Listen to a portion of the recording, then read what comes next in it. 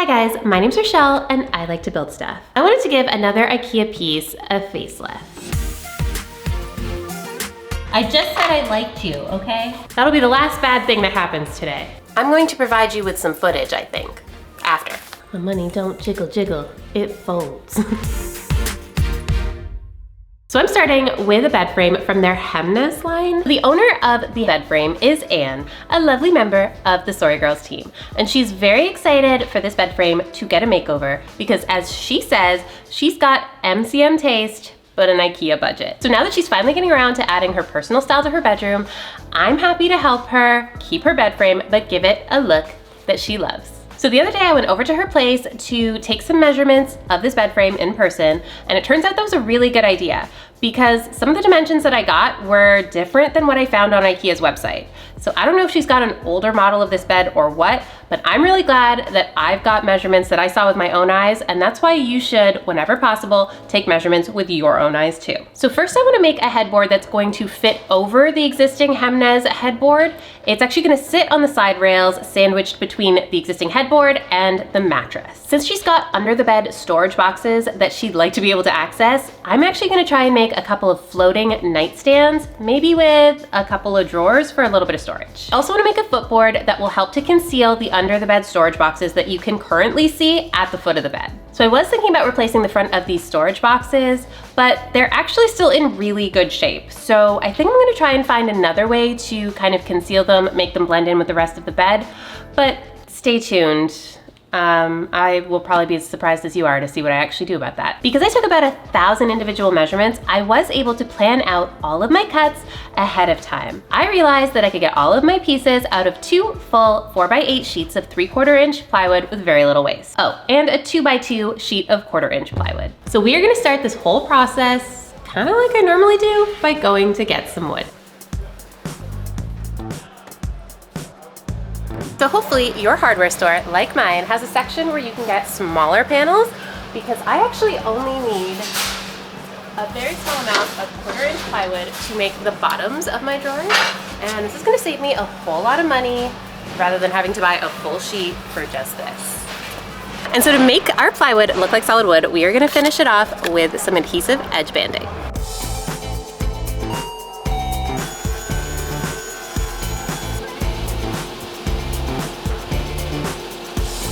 Okay, I don't know what's going on today, but there was literally 1,000 friendly, helpful associates in there. Anyways, and also, what is it with a gentleman named Paul when I'm buying wood who are just incredibly helpful, amazing human beings? I don't know, shout out to Pauls of the world. So I'm gonna try to get this wood in the car. To be honest with you, I'm not 100% certain it's actually gonna fit. Let's cross our fingers, let's hope it fits. She's in, she's tied up, let's roll.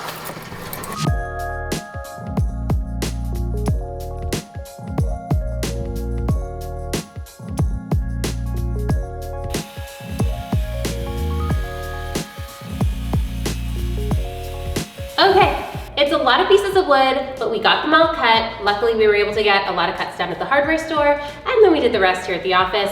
But I'm a little tired. I'm gonna call it a day, and we're gonna go ahead and construct our headboard and footboard tomorrow.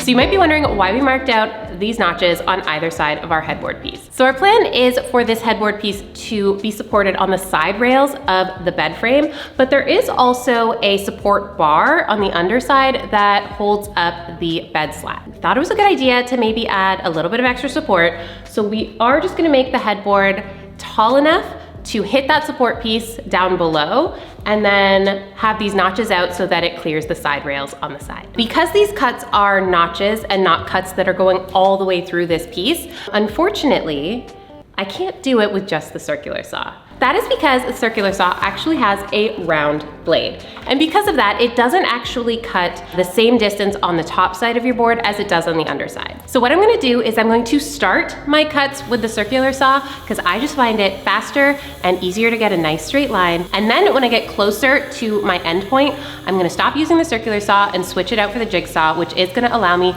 to just do a nice little cut into the board. way. That's okay, we'll fix it. Honestly, I think the jigsaw heard what I said about it and decided to revolt. Like, okay, so we've got our headboard piece cut out. And the idea is that these other pieces that we had cut are going to go on the top, the side, and the bottom to act as trim pieces and to cover the existing HEMNES headboard. But we need to actually attach these to the headboard, and we are gonna use pocket holes to do that. So even though maple is a hardwood, we are using the plywood version of that. So I'm gonna go ahead and use the coarse threaded screws for softwood, and I'm gonna use them 1 1/4 inches.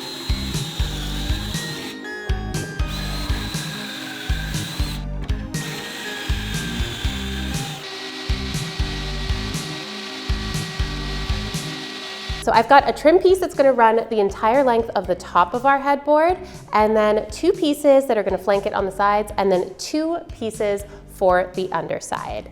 Okay, so now that we've got the headboard fully constructed behind me here, we are gonna go ahead and put together the footboard, which is basically the same thing. It's got a top trim piece, the 2 sides, and then I've just got this little tiny piece here that is meant to go just like this to form a little lip that will hopefully just slip right over the existing footboard. We are just gonna use pocket screws here to attach everything together, but no glue. Because I can't test the fit on the bed beforehand, I don't wanna make anything totally permanent, just in case I need to adjust things when I install it. So I do think the last step I wanna handle for today is to at least start putting on this adhesive edge banding that we picked up. And that's just what's gonna go over these rough plywood edges and help to conceal the fact that they are not in fact solid wood. And once it's stained, hopefully you can't tell hardly at all.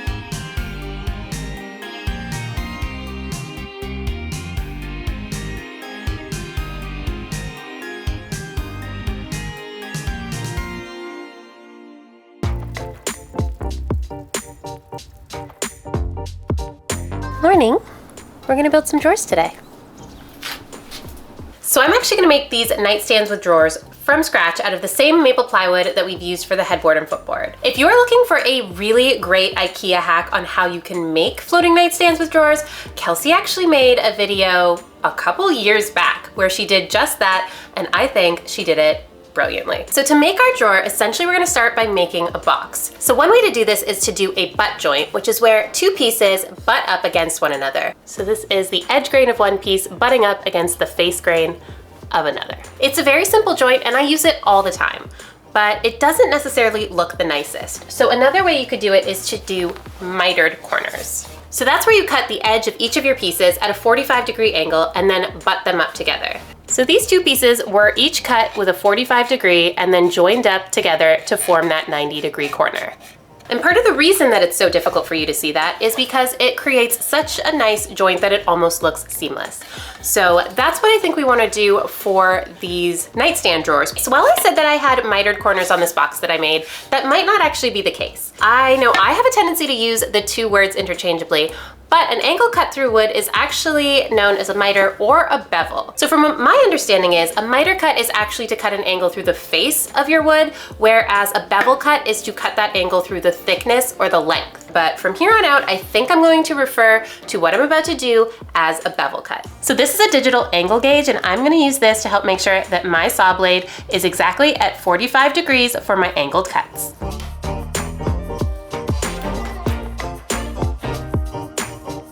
And don't forget to lower the blade back down. Okay, well, somehow, after literal hours of sitting on my iPad, planning out my cut list and how I was going to get all of these cuts out of this sheet of maple plywood, I went ahead and made a mistake on my very first cut. For whatever reason, I had myself totally convinced that my very first cut I needed to do for these drawers was to do a long bevel cut on that 12-inch piece. Immediately upon doing so, I realized that that is either the front or the back of my nightstands, which means it doesn't need to be angled at all. I need to pivot. I need to figure out something else to do, because either I need to angle the front of these nightstand drawer units for no reason, or I need to cut off that angled bit, which leaves me with 11¼ inches of material instead of 12. So I'm gonna take a second, figure out what it is I'm gonna do, and I'm gonna get back to you. Okay, so I went upstairs. I had a little think. I actually put a cake in the oven. Looking forward to some of that later.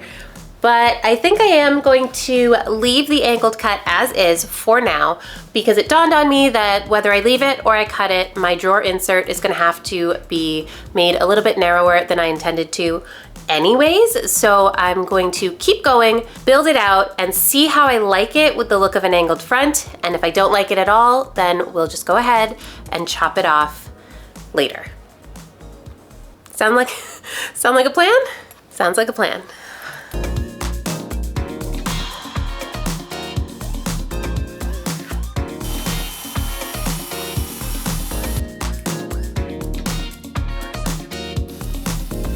So I didn't realize it before, but actually if you just run through the board to get this bevel cut on the edge, and then you flip it around without changing the distance of your fence or anything like that, you will actually get the same cut on the other side, giving you the proper distance and 2 angled sides.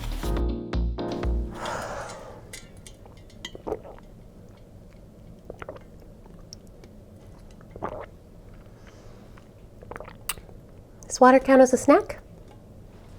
So like I said, I haven't made a ton of drawers in my life, but the drawers that I have made, I have used Euro drawer slides, I think they're called. And they're the ones that are mounted on the side of the drawer and on the side of the drawer box, if you want to call it. And that allows the drawer to slide in and out on a roller system. Problem is that they come in predetermined lengths from the hardware store, and the smallest size that was available was still too long for the size of drawer that I wanted to make. So first of all, I did kind of want to challenge myself to use only wood, I mean, aside from screws and nails, for this particular project. But for additional hardware, I kind of wanted to avoid that if possible. And then also, I kind of wanted to give another drawer slide method a try. So what you could do is you could take 2 pieces of wood like this and attach them either to the side of your drawer box or the inside of your drawer frame. And then a single rail like this goes on the opposing piece. And all you have to do is leave enough space between the 2 pieces that your third piece can slide in and out comfortably. Since that method would be really bulky on the sides of my drawer, I'm gonna route a groove on the side pieces of my drawer box and mount the rail on what will be the inside of my nightstand. Then it should slide in and out just the same while looking as sleek as possible. I used some blue tape and CA glue to secure my piece to the work table since the piece wasn't big enough for a clamp and the router.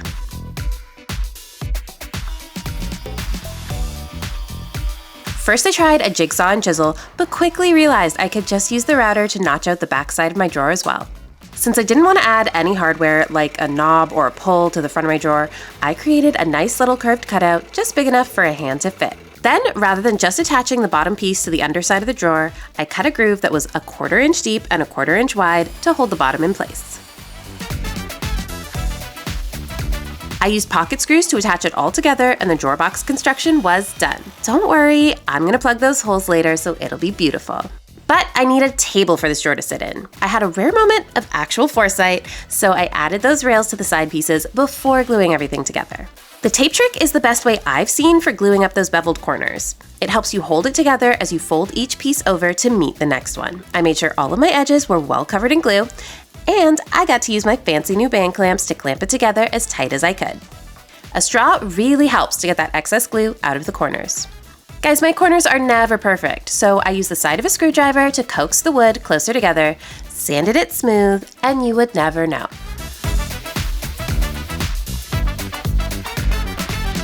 Hey, that's looking like a drawer. And it's kind of sliding like a drawer too. It is a little sticky, so I am gonna do some sanding, and I was planning on using some paste wax on the inside and on the rail, just to make sure that everything glides smoothly, but sort of a first step, that's not a bad looking drawer. Have you ever heard of French cleat mounting hardware? It is something that Kelsey used to mount that gigantic mirror that she used to have in her entryway, and it's also something that Becky used to hang her wall cabinet when she was doing her coffee nook. Now in both of these cases, it was a commercially available metal mounting bracket that was used, but you might not know that you can actually make it yourself. see behind me. Basically, for French cleat mounting hardware, you have two separate pieces that have a corresponding angle. So in essence, all you have to do is mount one piece on your wall, and then that allows you to hook whatever it is you want to hang right on the angled wood. So basically what I'm going to do is I'm going to cut a piece of wood that is twice as wide as I need it, and then just cut that piece of wood at a 45-degree angle straight down the middle. That's going to leave me with two separate pieces, one that I can mount on the wall and one that I can mount on the back of the drawer. Okay, so never mind with the pocket screws. Apparently when I was doing that, it was actually pushing the wood apart, which was making it so that this didn't sit straight. So we are going to actually just use some wood glue and pin nails, and hopefully we can get this to sit a little bit straighter in the wood and hang straighter on the wall.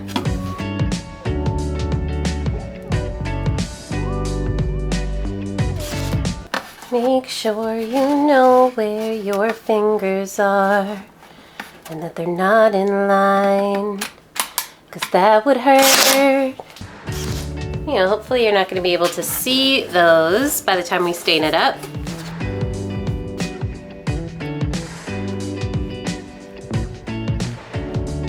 Okay, and just for some added security, I'm actually just going to put a strip of wood at the very back, and that's going to serve two functions. One is it's going to help reinforce the bottom two corners at the back, and as well it's going to give me something to drill, so I can drill through the back of this into the headboard, and that's going to keep it nice and snug on there. Also, this drywall isn't straight, so please don't judge me for the wiggle. I'm going to put a strip of wood from here to here with just some space in between so that this can lift off.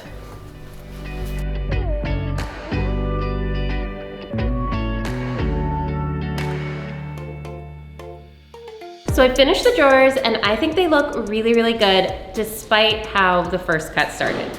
I actually think the angled front is kind of a vibe, and I'm really hoping Anne likes it too. But what I do want to do is to finish off the fronts with some edge banding like we did on the headboard and footboard. I want to put some edge banding on the top part of the drawers just to kind of finish it off a little bit when you pull it out. I also think I want to put some dowels in these pocket holes just to cover them up, make it look a little bit more finished. Far away from here, I will run with you, don't be afraid. The best thing you can do for me is just spit it out.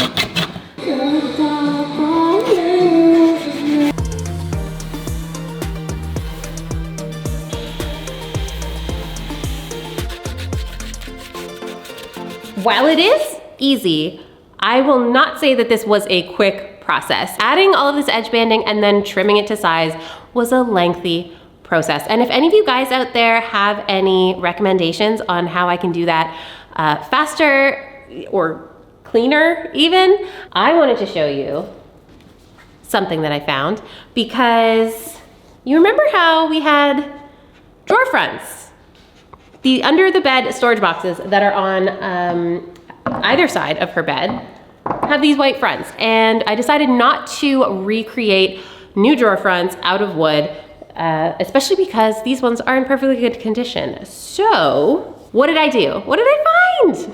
So this is the stain color that I intended to use all along. It's called Provincial. It's one of our favorites, and I think it suits the mid-century modern style really, really well. So I was very excited when I went to the store and I found this. It's contact paper! Groundbreaking.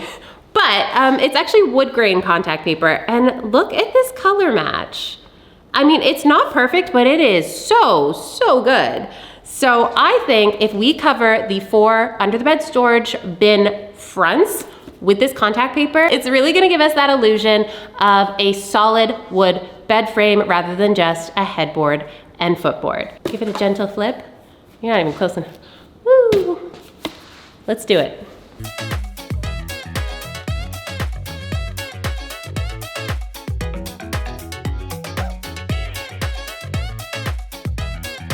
I actually tried to put some contact paper under my bathroom vanity like 2 days ago. It did not go well.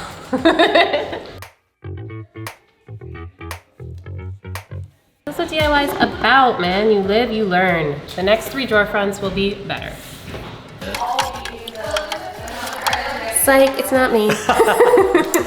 Ooh, just a little bit? Or like Just a little bit, a lot, just a little bit about a lot. You're gonna rub it on. Just rub it? Just rub it, baby. Wow.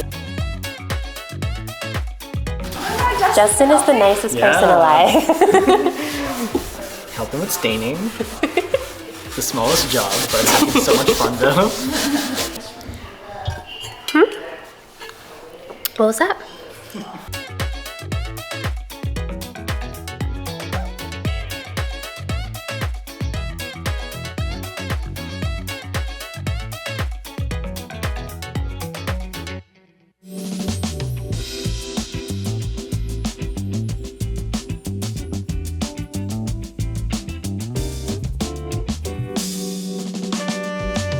Okay, so I let that stain dry and I came in this morning and it is not giving what I was hoping it would give. It seems to be lacking a little bit of warmth.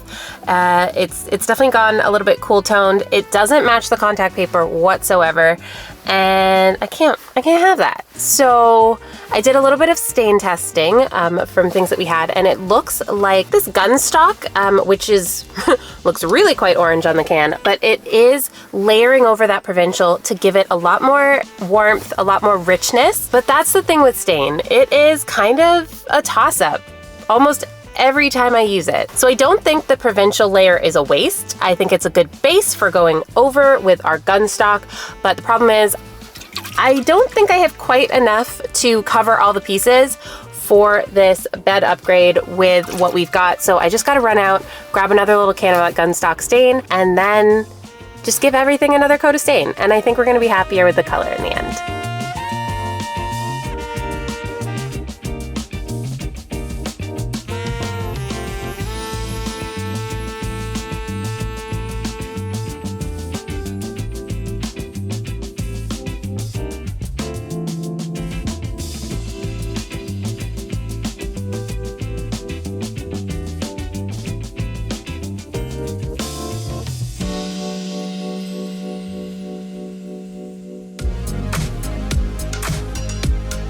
Install day! Time to see if this thing actually fits. You're probably wondering why Kelsey and Becky are here, and it's not just to help me install this headboard. We're actually here at Anne's to make over her bedroom in an eclectic maximalist style, and this headboard's just the start of all the cool things we're adding to this room. In order to keep this headboard in place, all I have to do is add these 2 stretcher pieces behind the existing IKEA headboard, and this thing isn't going anywhere. I have side tables and I made them in line with the mattress. I think that looks best.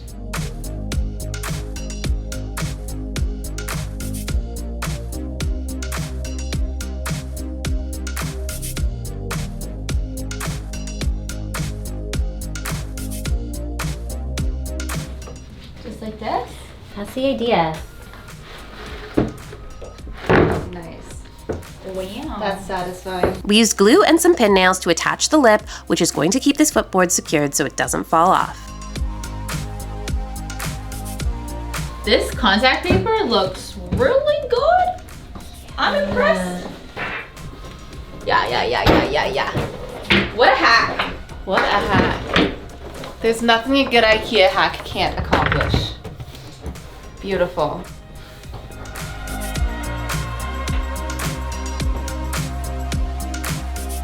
Yay, Rochelle! Crushed it.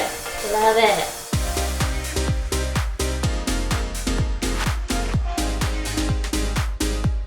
Guys, I'm really proud of how this DIY turned out. Can you believe that we turned Anne's basic IKEA bed frame into her mid-century modern dream bed for just $265? I'm really excited for you guys to see the whole eclectic maximalism bedroom transformation next week. I will see you guys there. Bye!